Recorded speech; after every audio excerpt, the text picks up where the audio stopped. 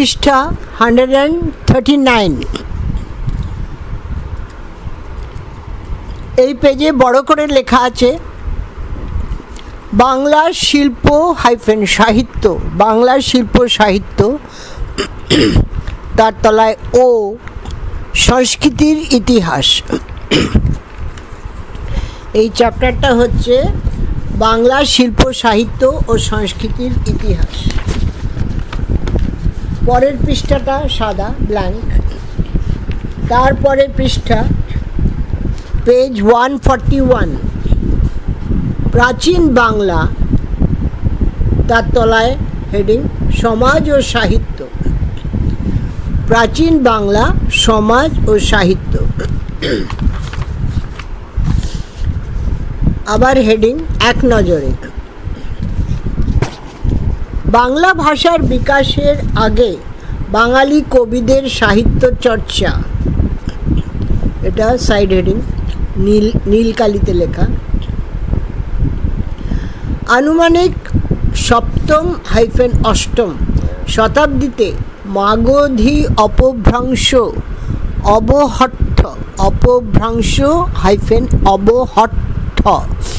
ভাষা থেকে বাংলা ভাষার জন্মের আগে কিংবা বাংলা ভাষার প্রথম যুগে বাঙালিরা যে সাহিত্য চর্চা করেছে তার প্রমাণ রয়েছে বাঙালি রচিত সেই সময়কার সংস্কৃত, প্রাকৃত ও অপভ্রংশ সাহিত্যে। নিচে এ সম্পর্কে আলোচনা করা হলো। 1 নম্বর লাল কালিতে সাইড হেডিং সংস্কৃত সাহিত্য। বাংলাদেশে বাঙালির লেখা প্রথম গ্রন্থ হল অভিনন্দনের রামচরিত বা রামচন্দ্রের লঙ্কাকাণ্ড পরবর্তী কাহিনী অবলম্বনে রচিত ব্র্যাকেটে অষ্টম শতাব্দী। দশম শতাব্দীতে সন্ধ্যাকর নন্দী ওই একই নামে একটি কাব্য রচনা করেন।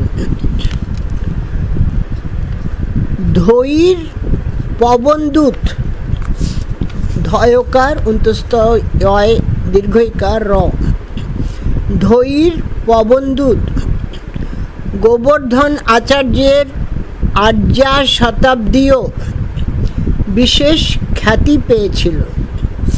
কবি জয়দেব সংস্কৃত ভাষায় রচিত রাধাকৃষ্ণের লীলা বিষয়ক নাট্যকাব্য গীতগোবিন্দমের জন্য অমর হয়ে আছেন। বিদ্যাধর সংকলিত সুভাষিত রত্নকোষ বা কবীন্দ্র রচনা সমুচ্চয়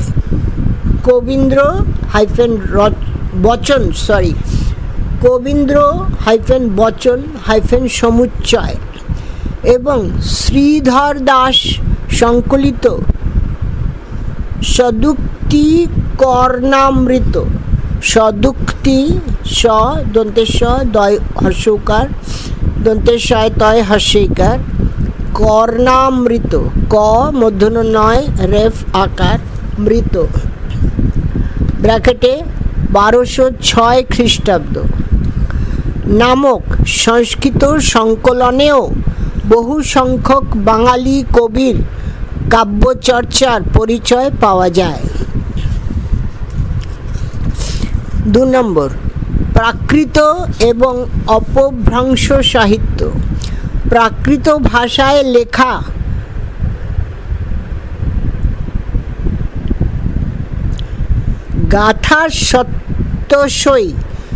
গাথা সত্যসই এবং প্রাকৃত পৈঙ্গল এই দুই সংকলনের বাঙালি রচিত বেশ কিছু কবিতায় আমরা সমকালীন বাঙালি জীবনের পরিচয় পাই। ডাকার নব, দোহা কোশ পঞ্জিকা ডাকার নব, মূর্ধন্য নয় রেফ ব, ডাকার নব, দোহা, কৌশুব, পঞ্জিকা প্রভৃতি অপভ্রংশ ভাষায় লেখা সংকলন গ্রন্থগুলির বেশিরভাগ লেখকই ছিলেন সহজিয়া বৌদ্ধ বাঙালি।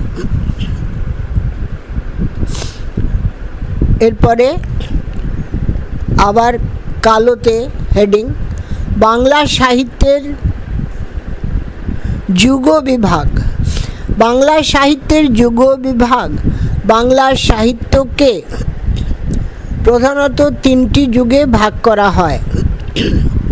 এবার আবার লাল কালিতে 1 নম্বর, বাংলা সাহিত্যের আদি যুগ, প্রাক তুর্কি, প্রাক তুর্কি আক্রমণ যুগ ব্র্যাকেটে আনুমানিক 900 খ্রিস্টাব্দ থেকে 1200 খ্রিস্টাব্দ ব্র্যাকেট ক্লোজড।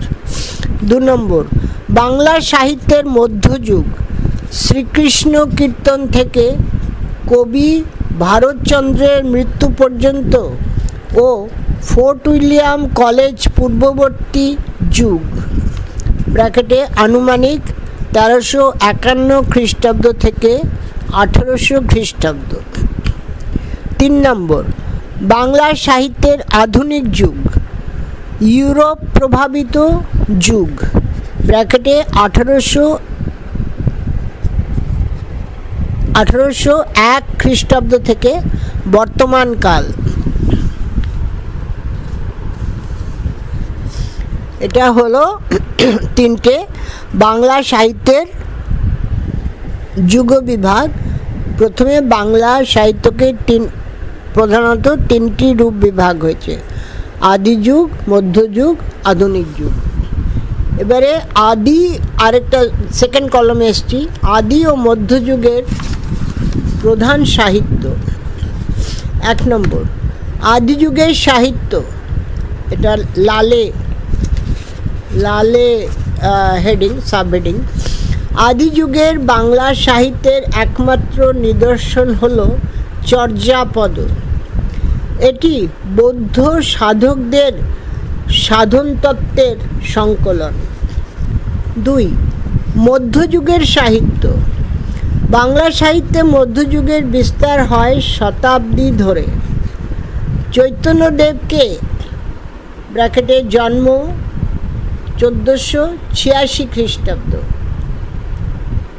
মাঝখানে রেখে এই যুগকে দুটি ভাগে ভাগ করা হয়, প্রাক চৈতন্য যুগ 1351 থেকে 1500 খ্রিস্টাব্দ, 1351-1500 খ্রিস্টাব্দ, এবং উত্তর চৈতন্য যুগ 1500-1760 খ্রিস্টাব্দ। প্রাক চৈতন্য যুগে রচিত হয়েছে কৃত্তিবাসী রামায়ণ, বড়ু চণ্ডীদাসের শ্রীকৃষ্ণ কীর্তন, মালাধর বসুর শ্রীকৃষ্ণ বিজয়, বিদ্যাপতি ও চণ্ডীদাসের বৈষ্ণব পদাবলী এবং 3টি আদি মনসামঙ্গল কাব্য। উত্তর চৈতন্য যুগের বিচিত্র ও প্রচুর সাহিত্য সম্ভারের মধ্যে বৃন্দাবন দাস, লোচন দাস, জয়ানন্দ এবং কৃষ্ণদাস কবিরাজের চৈতন্য জীবনী কাব্য, জ্ঞানদাস ও গোবিন্দ দাসের বৈষ্ণব পদাবলী, কাশীরাম দাসের মহাভারত বহু সংখ্যক মনসা, চণ্ডী, ধর্ম ও অন্নদামঙ্গল কাব্য ব্র্যাকেটে কেতকাদাস ক্ষেমানন্দ, মুকুন্দরাম চক্রবর্তী, ঘনরাম চক্রবর্তী, ভারতচন্দ্র প্রমুখ, পুরোটা ব্র্যাকেটে। মুসলমান কবি দৌলত কাজী ও আলাওলের কাব্যসম্ভার শাক্ত পদাবলী এবং ময়মনসিংহ গীতিকা উল্লেখযোগ্য। আবার নীলকালিতে হেডিং চর্যাপদের আবিষ্কার। মহামহোপাধ্যায় হরপ্রসাদ শাস্ত্রী 1907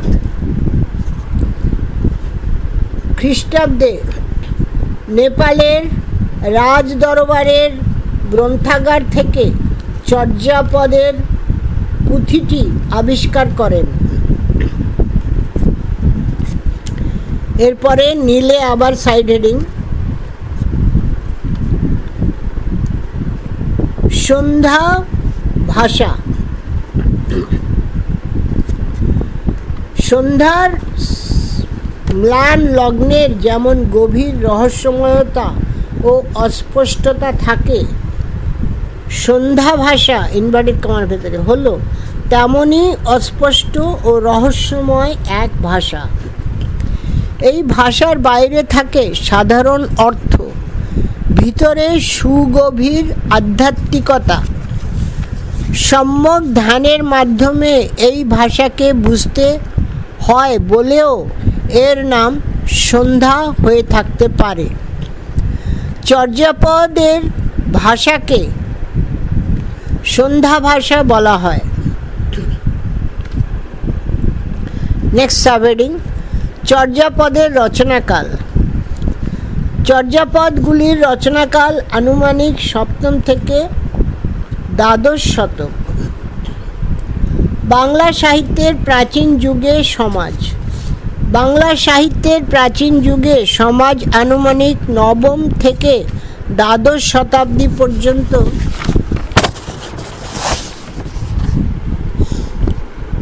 সময়কাল পেজ 142-তে এলাম।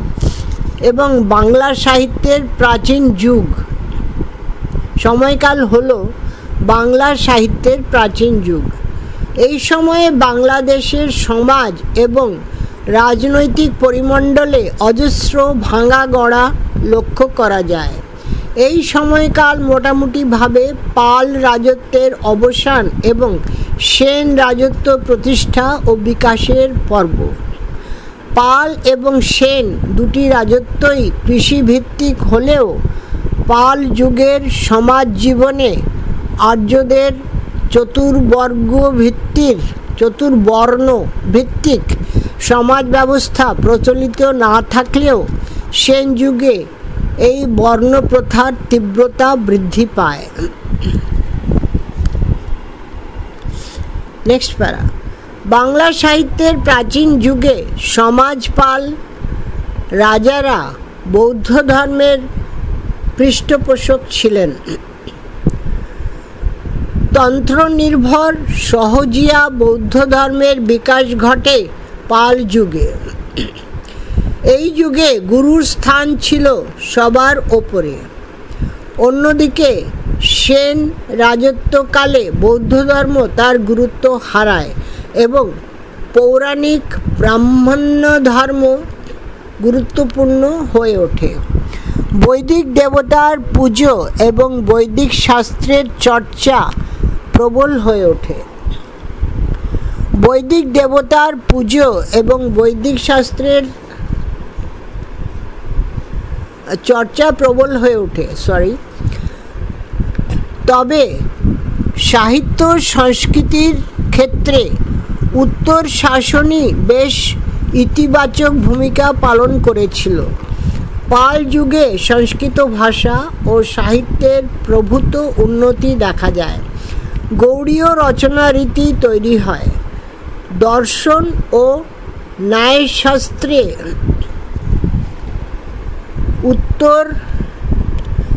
ন্যায়শাস্ত্রে শ্রীধর অভিনন্দ দায়ভাগ এর রচয়িতা জিমুতবাহন রামচরিত এর রচয়িতা সন্ধ্যাকর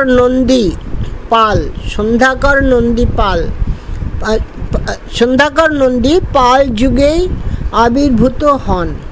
সংস্কৃত সাহিত্যের সুবর্ণ যুগ হল সেন শাসনকাল।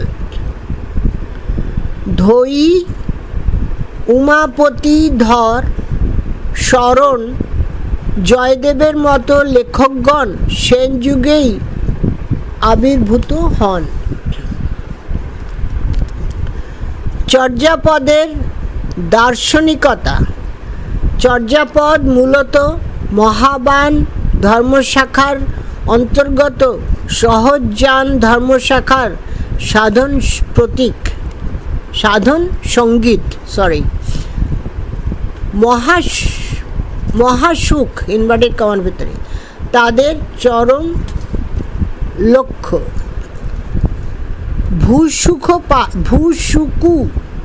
ভূসুকুপাদ বলেছেন, সহজানন্দ মহাসুর লীলে লয় চন্দ্রবিন্দু একার, সহজানন্দ মহাসুর লীলে ইনভার্টেড কমার ভেতরে নামটা কথা, লীলের কথা। তান্ত্রিক বৌদ্ধ মতের এই মহাসুখ হল বস্তু জগতের সম্পর্কহীন এক সর্বশূন্য অবস্থা। এই মহাসুখের অন্য নাম সহজানন্দ।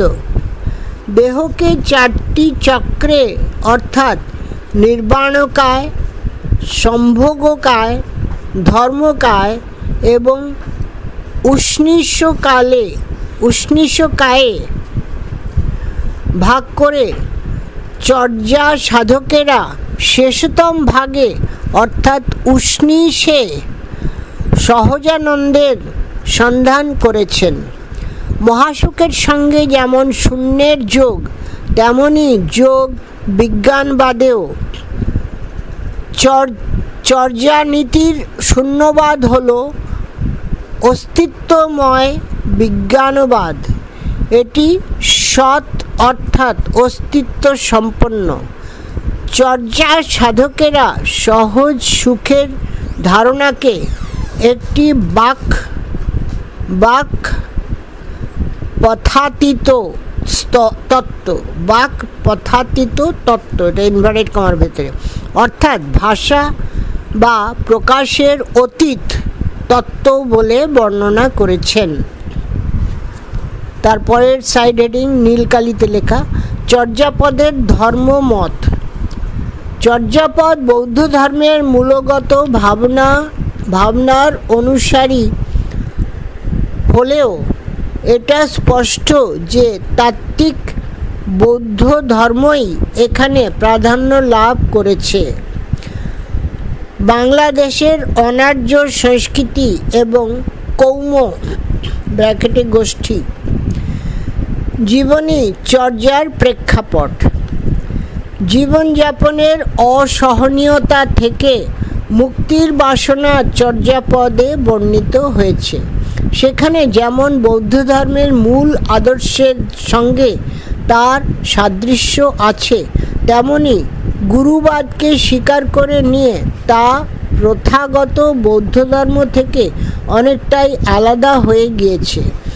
এই দেহতত্ত্ব নির্ভর সাধনা পরবর্তীকালের বাংলা সাহিত্যের অজস্র গুরুত্বপূর্ণ ধারার পথিকৃৎ হিসেবে বিবেচিত হতে পারে। নেক্সট সাবহেডিং, চর্যাপদের সাহিত্য মূল্য। সহজিয়াপন্থী ইনভার্টেড কমার ভেতরে নামে পরিচিত এক শ্রেণীর বৌদ্ধ সাধক তাদের সাধনার গূঢ় তত্ত্বকে লৌকিক জীবনের, সেকেন্ড কলমে এলাম, পৃষ্ঠা 142, লৌকিক জীবনের আধারে রূপক ও সংকেতের সাহায্যে প্রকাশ করতেই চর্যাপদ রচনা করেছিলেন। তাই চর্যাপদ ধর্ম বিষয়ক রচনা হলেও চর্চার গানগুলির সাহিত্য মূল্যকে কিন্তু একেবারে উপেক্ষা করা যায় না। নেক্সট প্যারা, বহু বিচিত্র অনুভব ও অভিজ্ঞতার প্রতিফলন লক্ষ্য করা যায় চর্যাপদে যার কোনোটি মানবিক আবেদনে সিক্ত। কুক্কুরীপাদ রচিত একটি পদে আছে ফেটলিউ গো মাত্র অন্ত উড়ি চাহি, অর্থাৎ মা গো আমি প্রসব করেছি, এখন দরকার একটি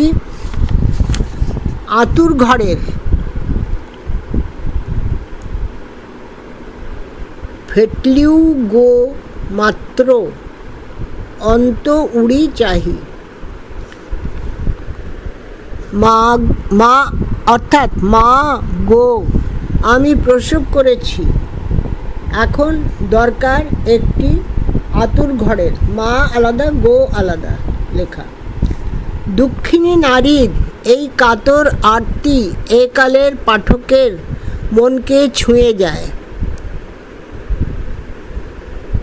ঢেণ্ডনপাদ ঢ একার নয় চ নয় ঢয় ঢেণ্ডনপাদ রচিত একটি পদে আমরা দেখতে পাই নিঃসঙ্গ অথচ বিড়ম্বিত জীবনের বেদনা। আবার দুটো লাইনে আছে, টালত মোর ঘর নাহি পড় বেশি, হাড়িত ভাত নাহি নীতি আবেশী। দুটো লাইনে, প্রথমটা টালত মোর ঘর নাহি পড় বেশি, হাড়িত ভাত নাহি নীতি আবেশী।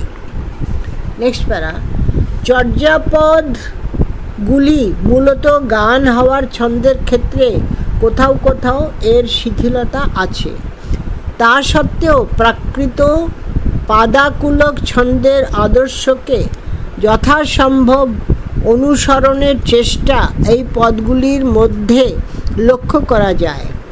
কাজেই পদের আঙ্গিক সম্পর্কে পদকর্তারা যে সচেতন ছিলেন এ কথা বলা যেতেই পারে। সব মিলিয়ে চর্যাপদকে উৎকৃষ্ট মানের কাব্যের মর্যাদা না দিয়েও বলা যায়, ধর্মতত্ত্বের কাঠিন্য ভেদ করে তার মধ্যে কাব্যরসের উৎসধারা প্রবাহিত হয়েছে। নেক্সট সাইড রিডিং নীলকালিতে। চর্যাপদ এ সমকালীন সমাজ জীবন। চর্যাপদের কবিগণ বাস্তব জীবনের বিভিন্ন চিত্রকে রূপক হিসেবে ব্যবহার করেছেন তাদের রচিত পদগুলিতে। সেজন্য চর্যাপদ থেকে তখনকার সমাজ জীবন সম্পর্কে অনেক কথাই জানতে পারা যায়। এবারে লাল কালিতে সাইড হেডিং বর্ণভেদ। চর্যাপদের পদগুলিতে নিম্নবর্গীয় ডোম শবরদের মতো মানুষ সাধারণ জনবসতি থেকে দূরে বাস করত। উচ্চবর্ণের মানুষেরা এইসব নিম্নবর্ণের মানুষের ছোঁয়া বাঁচিয়ে চলার চেষ্টা করত। 2. জীবিকা। প্রাচীন বাংলার মানুষের যে কয়েকটি জীবিকার উল্লেখ আছে এই গ্রন্থে তা হল তাঁত বোনা, চাঙ্গারি তৈরি করা, পশু শিকার করা, নৌকা বাওয়া, মাছ ধরা, মদ তৈরি ও বিক্রি করা, জঞ্জালের গাছ কাটা প্রভৃতি। 3. আহার্য। প্রধান খাদ্য হিসেবে ভাত ও অন্যান্য আহার্য বস্তু হিসেবে দুধ, মাছ ও মাংসের উল্লেখ পাওয়া যায় চর্যাপদে। 4. উৎসব অনুষ্ঠান। চর্যাপদের যুগে বাজনা বাজিয়ে বরের বিবাহ করতে যাওয়ার প্রচলন ছিল, এমনকি যৌতুক প্রথারও উল্লেখ পাওয়া যায়। সামাজিক উৎসব অনুষ্ঠানের অঙ্গ হিসেবে নাচ, গান ও অভিনয়ের যে প্রচলন ছিল তার প্রমাণও পাওয়া যায়। Next page 143। 5 নম্বর, বিনোদন। সেকালে মাদল, পটহ, ডমরু, বাঁশি, একতারা, বীণা প্রভৃতি বাদ্যযন্ত্র ছিল। অবসর বিনোদনের জন্য নববল ইনভার্টেড কমার ভিতরে বা দাবা খেলা হতো, আর কর্পূর সহযোগে পান খাওয়া ছিল বিশেষ বিলাসিতা। 9 নম্বর, সতর্কতামূলক ব্যবস্থা। চর্যাপদের যুগে দেশে চোর ডাকাতের যেমন উপদ্রব ছিল তেমনি সতর্কতামূলক ব্যবস্থাও ছিল। এবারে সাইড হেডিং এটা নীলকালিতে। বাংলা ভাষার ইতিহাস, চর্যাপদের গুরুত্ব। ইতিহাসে চর্যাপদের গুরুত্ব। বাংলা ভাষার ইতিহাসে চর্যাপদের গুরুত্ব অপরিসীম। বাংলা ভাষা ও সাহিত্যে চর্যাপদের গুরুত্বপূর্ণ দিকগুলি হল: 1. চর্যাপদ যেহেতু বাংলা ভাষার প্রাচীনতম নিদর্শন, সেজন্য বাংলা ভাষার প্রাচীন রূপ জানার ক্ষেত্রে চর্যাপদের ভূমিকা অপরিহার্য। 2. চর্যাপদ আবিষ্কারের ফলে বাংলা ভাষার উদ্ভব ও ক্রমবিকাশ সম্পর্কে একটা স্পষ্ট ধারণা পাওয়া সম্ভব হয়েছে। চর্যাপদ না থাকলে বাংলা ভাষার প্রাচীন যুগ সম্পর্কে অনেক তথ্যই অজানা থেকে যেত। ফলস্বরূপ বাংলা ভাষার ইতিহাসও হতো অসম্পূর্ণ। 3. বেশ কিছু বাংলা শব্দের বিবর্তনের ধারাপথটিকে চিনে নেওয়ার জন্য এই গ্রন্থের শরণাগত হতে হয়। 4. বাংলা কবিতার ছন্দের ইতিহাস অনুসন্ধান করতে গেলে চর্যাপদ অপরিহার্য। বাংলা ছন্দের গঠনের ক্ষেত্রেও চর্যাপদ এর ছন্দের প্রভাবকে স্বীকার করেন ছান্দসিকরা। 5. বাংলা কবিতায় যে অন্তমিল দেখা যায়, সেই অন্তমিলেরও উৎস হল চর্যাপদ। সেকেন্ড কলম, পেজ 143। 6. চর্যাপদে ব্যবহৃত কিছু প্রবাদ ও রূপকল্প পরবর্তীকালে বাংলা ভাষায় স্থান করে নিয়েছে। সুতরাং বলা হয় বাংলা ভাষার ইতিহাসকে সামগ্রিকভাবে চর্যাপদের গুরুত্ব অপরিসীম।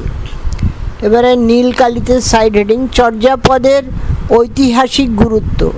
ইতিহাসগত দিক থেকে ও সাহিত্য মূল্যের বিচারে চর্যাপদের বিশেষ গুরুত্ব আছে।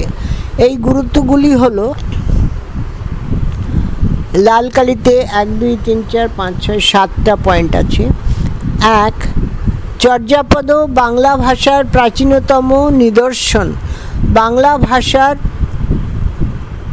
প্রাচীন রূপ সম্বন্ধে জ্ঞান অর্জনের প্রধান অবলম্বন ছিল চর্যাপদ। 2. চর্যাপদ বাংলা সাহিত্যেরও প্রাচীনতম নিদর্শন। বহু বাংলা শব্দের বিবর্তনের ধারাপথটিকে চিনে নিতে এই গ্রন্থের গুরুত্ব অপরিসীম। 3. বাংলা কবিতার ছন্দের ইতিহাস অনুসন্ধান করতে গেলে চর্যাপদের আলোচনা অপরিহার্য। বাংলা ছন্দের গঠনের ক্ষেত্রে চর্যার সঙ্গে প্রভাবকে স্বীকার করেন ছান্দসিকরা। 4. বাংলা কবিতায় যে অন্তমিল দেখা যায়, সেই অন্তমিলেরও উৎস বলা যায় চর্যাপদকে। 5 চর্যাপদে ব্যবহৃত কিছু প্রবাদ ও রূপকল্প পরবর্তীকালের বাংলা ভাষায় স্থান করে নিয়েছে। 6 প্রাচীন বাংলার সামাজিক ইতিহাস চর্চাতে চর্যাপদ গ্রন্থের অন্য কোনো বিকল্প হয় না। প্রাচীনকালের সমাজ জীবনের বিভিন্ন পরিচয় ছড়িয়ে আছে এই গ্রন্থে। 7 1200 বছর আগেকার ধর্মীয় ইতিহাস জানতে গেলেও আমাদের শরণাপন্ন হতে হবে চর্যাপদের কাছে। পৃষ্ঠা 143 অর্ধেকটা পড়লাম। এরপরে শুরু হবে মাল্টিপল চয়েস কোশ্চেন, এমসিকিউ, বহু বিকল্প ভিত্তিক প্রশ্নাবলী। প্রতিটি প্রশ্নের মান 1। প্রশ্ন উত্তর আমি পড়ব এখন। প্রাচীন বাংলা সমাজ ও সাহিত্য এক নজরে, এটা পড়া শেষ হলো। পেজ 143 অর্ধেকটা পড়েছি। এই ফাইলটি আমি এখানেই শেষ করছি। পরের অংশ পরের ফাইলে।